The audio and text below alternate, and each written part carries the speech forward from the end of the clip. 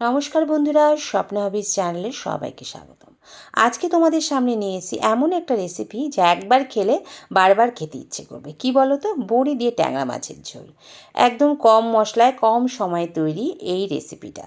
পুরো রেসিপিটা দেখার অনুরোধ রইল, সঙ্গে থাকো। কিভাবে আমি তৈরি করছি পুরো ভিডিওটা তোমাদের মধ্যে শেয়ার করলাম।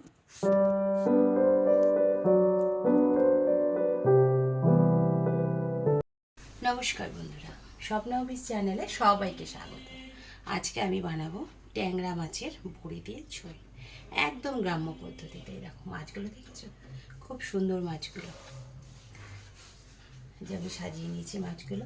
এই মাছ দিয়ে বড়ি দিয়ে আলু দিয়ে ঝোল করব। কিভাবে রেসিপিটা করব পুরোটাই তোমাদের মধ্যে শেয়ার করব। পুরো ভিডিওটা দেখো, অনুরোধ রইল। তো চলো আমরা শুরু করি বড়ি দিয়ে ট্যাংরা মাছের ঝোল। চলো এবার শুরু করি। প্রথমে দেখো ট্যাংরা মাছগুলোকে ভালো করে ধুয়ে নিয়েছি। এর মধ্যে দিয়ে দিলাম সামান্য হলুদ গুঁড়ো, দেবো সামান্য নুন, আর দেবো একটু কাঁচা তেল। দিয়ে মাছটাকে ভালো করে মাখিয়ে নেব। কাঁচা তেলটা কেন দিলাম বলো তো? ট্যাংরা মাছ না অনেক সময় তেলে দিলে ফাটে, আর তেলটা মাখিয়ে নিলে তেলে যখন তুমি ভাজবে তখন মাছটা ফাটবে না। আজকে ছিল এইটা একটা টিপস। তো চলো মাছটাকে ভালো করে নুন হলুদ দিয়ে মাখিয়ে নিলাম। জ্যান্ত মাছের ঝোল খেতে তো ভালোই লাগে, আমরা সবাই জানি। রোগীর পথ্য হিসেবেও জ্যান্ত মাছ ডাক্তাররাও বলে জ্যান্ত মাছ খাওয়াতে। তো ট্যাংরা মাছের তো অনেক রকম উপকারিতা আছে, তোমরা এর আগের ভিডিওতেই দেখেছো, আমি বলেছিলাম এর আগের ভিডিওতে। তো চলো কড়াই বসিয়ে নিয়েছি, কড়াই তেল গরম দিয়ে দিলাম। তেলটা গরম হলে এর মধ্যে একে একে আমি পরপর জিনিসগুলো ভেজে নেবো। যেমন প্রথমে আমি ভেজে নেবো বড়িগুলোকে। বড়িটা দিয়ে দিলাম। এটা একদম বিউলি ডালের বড়ি, এটা শীতকালেই একমাত্র তৈরি হয়। বিশেষ করে গ্রাম বাংলায় বেশি বড়ি তৈরি করে, আমরা তো শহর অঞ্চলে বানাতে পারি না, তাই আমরা কিনেই খাই। দেখো বড়িগুলোতে একটু নুন আর জল বাটিতে রেখেছিলাম, তার মধ্যে বড়িগুলো দিয়ে দিলাম। কেন দিলাম বলো তো? এতে কি বড়িটা খুব তাড়াতাড়ি সেদ্ধ হয়ে যাবে, মানে বেশ জলটা ঢুকে বড়িটা নরম হয়ে যাবে। আর নুনটা দেওয়ার কারণ হচ্ছে নুনটা বড়ির মধ্যে ঢুকে যাবে, মানে বড়ির টেস্টটা সত্যিই খুব সুন্দর হয়েছিল আজকে। মানে বড়ির মধ্যে নুনটা ঢুকে গেল, তারপরে ঝোলে দিলে ঝাল নুন ঢুকে একদম সুন্দর টেস্ট হয়ে যাবে বড়ির। তারপরে তেলের মধ্যে দিয়ে দিলাম ট্যাংরা মাছগুলো। এবার ট্যাংরা মাছগুলোকে এপিট ওপিট করে ভেজে নেব। খুব কড়াও না খুব হালকাও না, মাঝারি সাইজের মাছগুলোকে আমি ভেজে নেব। ট্যাংরা মাছের পেটে দেখেছো ডিম হয়েছে। মানে ডিমওয়ালা ট্যাংরা মাছের স্বাদ কিন্তু খুবই ভালো লাগে, বিশেষ করে শীতকালে পাওয়া যায়, আবার বর্ষার দিকেও পাওয়া যায়। এই যে দেখো ডিম হয়েছে মাছগুলোতে। চলো মাছগুলোকে আমি ভেজে নিই, তারপরে আবার আসি তোমাদের সামনে।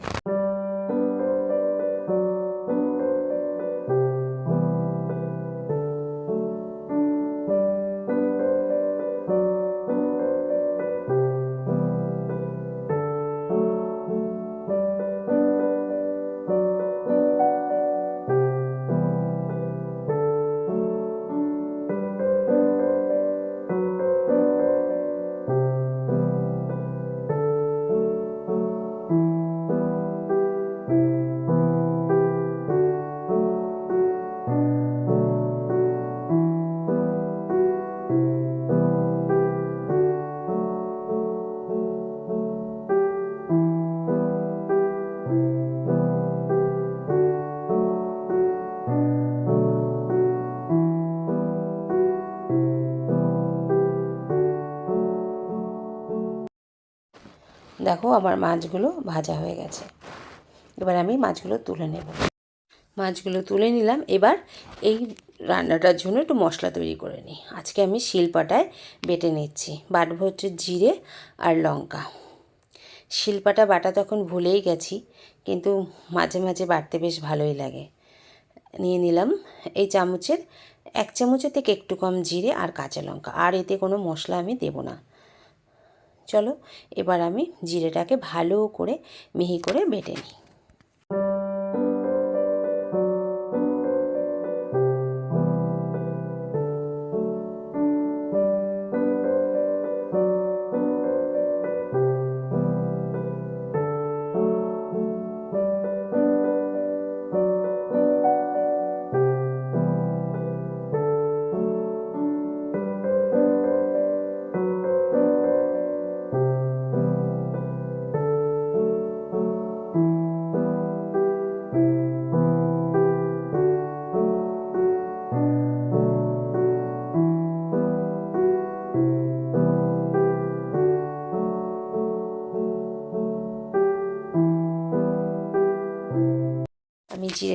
জিরেটাকে ভালো করে বেটে নিয়েছি।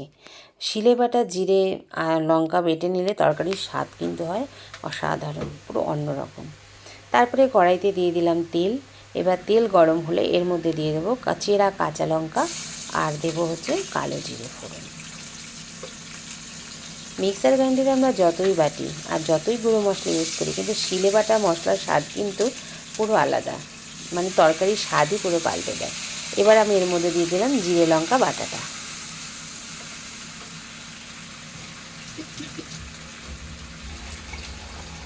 একটু জল দিয়ে দেবো, কারণ একটু হলুদ দেবো, তারপরে একটু নুন দেবো, পরিমাণ মতো দিলাম হলুদ, তারপরে দিলাম পরিমাণ মতো নুন দিয়ে তারপরে যে বাটি ধোয়া জলটা দিয়ে দিলাম, নাহলে না একটু পোড়া লেগে যাবে। যেহেতু মাছে নুন দেওয়া ছিল, বড়িটা নুনে ভেজানো ছিল, তো এখানে নুন আমি খুব অল্প পরিমাণে দিয়েছি, যদি লাগে পরে দেবো। যে বাটি ধুয়ে জল দিলাম, দিয়ে এবার এটাকে ভালো করে কিছুক্ষণ মানে কষিয়ে নেব মশলাটাকে। জিরের কিন্তু অনেক গুণাগুণ আছে জানো তো। জিরে খেলে গ্যাস অম্বল কমে। জিরে যদি তুমি মানে গুঁড়ো করে, যদি হালকা কাঠখোলায় ভেজে গুঁড়ো করে সে 1 চামচ জিরে খেয়ে যদি জল খাও না, হঠাৎ খুব গ্যাস অম্বল হচ্ছে, বুকে ব্যথা করছে, পেটে কাছে ব্যথা করছে, খেলে দেখবে সঙ্গে সঙ্গে তোমার সে অম্বলটা কমে যাবে। রাতে ভিজিয়ে জিরে রেখে পরের দিন সকালে ছেঁকে যদি সেই জিরের জলটা খাও না, সেটাও খুব উপকারী। জিরে কিন্তু আমাদেরকে গ্যাস অম্বল অনেক কিছু থেকেই বাঁচায়। মানে জিরে আবার অনেক সময় বলে ওয়েট লসের ক্ষেত্রেও নাকি উপকারী। তো দেখো, এবার মশলাটার মধ্যে দিয়ে দিলাম ওই যে ভেজানো বড়িটা ছিল, বড়িগুলোকে তুলে দিয়ে দিলাম, কারণ মশলাটা আমার অনেকটা কষানো হয়ে গেছে। এবার এর মধ্যে দিয়ে দেবো আমি ট্যাংরা মাছটা। ট্যাংরা মাছটা দিয়েও কিছুক্ষণ কষিয়ে নেব। একদম কম মশলায়, জাস্ট ঘরে থাকা মশলা, জিরে লঙ্কা নুন আর হলুদ, এই হচ্ছে মশলা। আর হচ্ছে ফোড়নে কাঁচা লঙ্কা আর হচ্ছে কালো জিরে, আর কোনো মশলা লাগবে না। আর হচ্ছে বড়ি, তোমরা এর মধ্যে আলু দিলেও দিতে পারো, আমি আলু দিইনি, শুধু বড়ি দিয়েই ঝোলটা করলাম। দেখো মাছটা আমার প্রায় কষানো হয়ে গেছে। এবার আমি এর মধ্যে দিয়ে দেবো পরিমাণ মতো জল।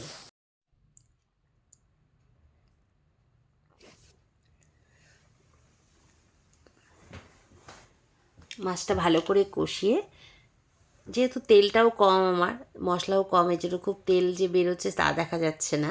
আমি খুব কম তেলেই রান্নাটা করেছি, আর আমি তো লঙ্কার গুঁড়ো ইউজ করি না, তোমরা জানো। দেখো আমার মশলা কষানো হয়ে গেছে, মানে কী বলবো, একটা মাছও ভাঙেনি, কিন্তু যে কষিয়েছি মাছ দিয়ে, মাছ কিন্তু ভাঙেনি। আমি যে নুন জলটা ছিল তার মধ্যে একটু জল দিয়ে জলটা ঢেলে দিলাম, দিয়ে এবার এটাকে ফুটতে দেবো। চলো মাছটা ফুটুক, তারপরে কিছুক্ষণ বাদে তোমাদের সামনে ফিরে আসছি। আর দিলাম 3টে কাঁচা লঙ্কা চিড়ে দিয়েছিলাম, দিয়ে দিলাম। দেখো মাছ মানে ঝোলটা বেশ ফুটে গেছে। আমি এটা একটু ঝোলঝোলই রাখবো, যেহেতু মানে পাতলা ঝোলই করতে চেয়েছিলাম বড়ি দিয়ে ট্যাংরা মাছের। ধনেপাতা থাকলে তোমরা দিতে পারো, কিন্তু আমার ঘরে ধনেপাতা ছিল না।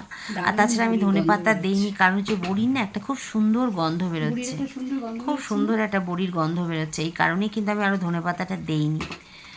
ধনেপাতা দিলেও ভালো, না দিয়েও খুব ভালো হয়েছিল খেতে।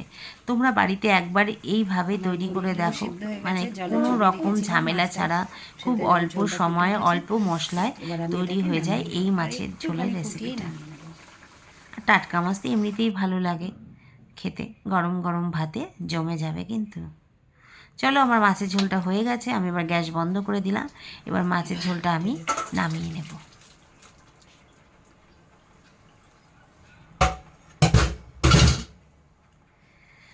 আজ ছিল এই পর্যন্তই আমার ট্যাংরা মাছ দিয়ে বড়ি দিয়ে মাছের ঝোল।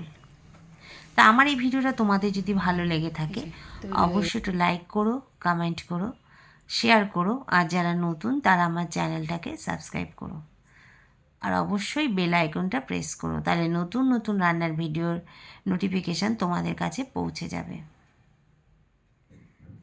পাশে থেকো, ভালো থেকো, সুস্থ থেকো। আজ এই পর্যন্তই। আবারও সবাইকে বলি, সবাই ভালো থেকো, সুস্থ থেকো।